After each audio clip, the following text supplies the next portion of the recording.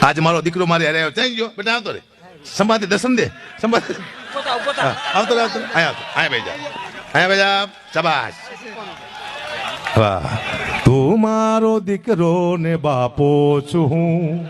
હામો કોઈ દી મને થાતો નતો એ કેવું પડશે દુઃખની વાત છે પણ મારે તું મારો દરિયો નહીં તું મારો દીકરો સારું લાગે સારું ગીત મારે બનાવવું પડશે મને નાખશું બેટા ઉત્તરાયણ કરવા આવ્યો છે